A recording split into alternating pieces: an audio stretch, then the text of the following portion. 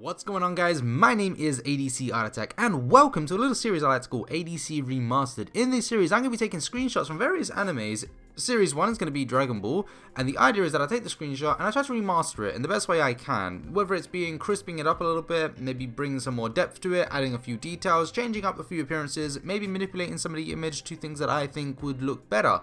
And it's not necessarily to one up, it's more of a remaster, so it's supposed to be the image, but a little bit clearer and hopefully better, but hey, that's subject, we'll see what happens. So for this first one, what we're doing here is Frieza resurrection moment from the latest episode of Dragon Ball Super. Now in the future we will be doing other things, not just Dragon Ball related stuff, but we're going to kick off this series with Dragon Ball Super. Now I'm hoping to get 10 episodes in each series, and we'll see how it goes. We'll see what the response is. You guys let me know down below. This is the first episode, so I'm very curious to see what you guys think, and I am a big fan of remastering things.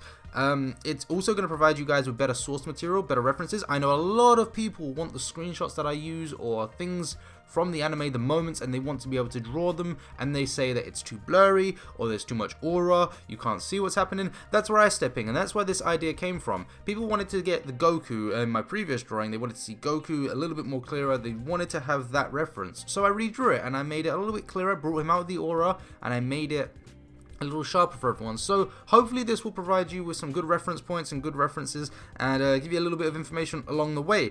Now I'm going to try and give you some tips, and during each drawing I'm going to do the same. I'm going to try to give you some tips on each one that I've done. So starting with this one, I'm going to try and give you some and see how it goes.